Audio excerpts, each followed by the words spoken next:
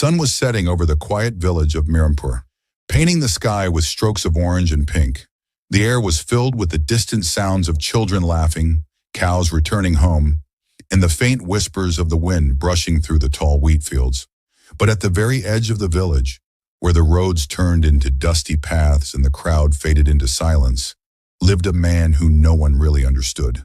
Baba Farid, with his long white beard, sharp eyes that seemed to hold 1,000 stories, and a walking stick carved with strange symbols. Baba Farid was a mystery. Some said he was once a great man, a businessman who touched fortune and fame. Others believed he was cursed, hiding from a past he wanted to forget. But no one really knew the truth because Baba Farid never told anyone. He lived in a small broken hut surrounded by wild plants and an old neem tree that had stood there longer than anyone could remember. People passed him daily, curious about his silence, but only a few dared to approach. One of them was Imran, a young man burning with ambition. Imran wasn't content with the simple life Mirampur offered. He dreamed of skyscrapers, fast cars, and a name that echoed beyond borders. But dreams are fragile, and Imran's were slipping through his fingers. No matter how hard he worked, success seemed like a shadow, always close but never within reach. Frustrated, Imran decided to visit Baba Farid. Maybe the old man, with all his years of experience, held the key to unlocking the life Imran craved. "Baba Farid," Imran called, finding the old man sitting under the neem tree, staring at nothing and everything at the same time. "You've seen the world. You've lived a life full of stories. Tell me the secret to success. How do I get everything I dream of?" The old man didn't respond right away. His sharp eyes slowly met Imran's, and for a moment, the young man felt like Baba Farid could see right through him. Then with a faint smile, he said something simple, yet strange.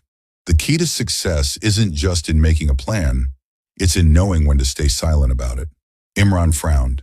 That wasn't the answer he expected. How can silence help me?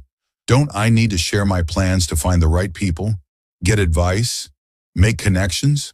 Baba Farid chuckled softly, a sound like dry leaves rustling in the wind. "Let me tell you a story. Once there was a young man named Zafar," Baba Farid began, his voice smooth and steady. Zafar was brilliant, full of ideas that could change the world. But Zafar had a weakness. He loved to talk. He believed that sharing his dreams would make them stronger. He told his friends, family, even strangers about his grand plans. People praised him. They smiled, nodded, and some even pretended to help. But not every smile hides good intentions. Some hide sharp knives. Zafar had a friend named Asif. They grew up together, shared everything, until one day Asif betrayed him. He stole Zafar's idea, launched the business first, and left Zafar with nothing but shattered dreams. The world celebrated Asif's success, never knowing it was built on Zafar's stolen plan. Imran leaned in, intrigued despite himself. "What happened to Zafar?" Baba Farid's eyes darkened slightly. "He lost everything, but he learned something powerful, that ideas can be stolen, but the mind that creates them cannot. Zafar rebuilt his life, but this time he kept his plans locked inside his heart until they were too strong to be taken from him." Imran left that day, half inspired, half skeptical. He was young, ambitious, and full of confidence. He believed the world had changed. Baba Farid's story is from another time when he thought, in today's world, success is all about networking, partnerships, and sharing ideas. So he continued chasing his dreams. He worked hard, shared his plans openly with friends, business partners, and anyone who showed interest. Among those people was his closest friend, Adil, someone he trusted like a brother. But betrayal wears the face of those closest to us. Months later, Imran woke up to headlines announcing a revolutionary new business, the exact idea he had shared with Adil. Every detail was the same: the branding, the concept, the strategy. But the name on the success story wasn't Imran's. It was Adil's.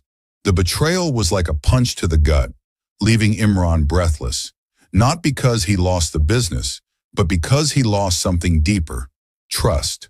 Heartbroken and defeated, Imran found himself once again at Baba Farid's doorstep. The old man was sitting under the same neem tree, as if time had been waiting for Imran to return.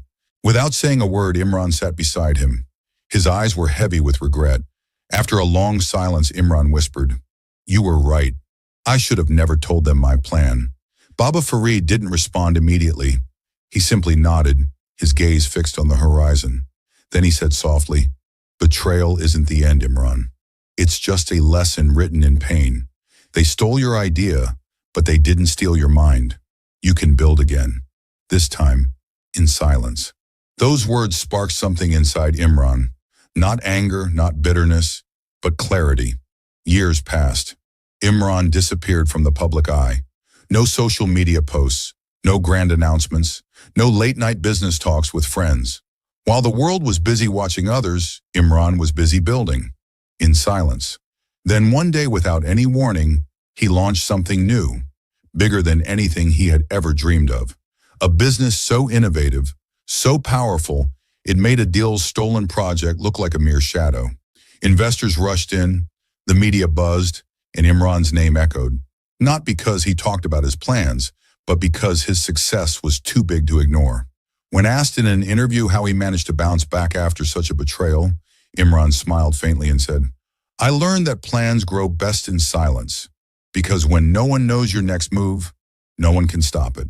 And with that, he walked away, leaving the world curious, just like Baba Farid had done all those years ago. Because some lessons aren't just taught, they're lived.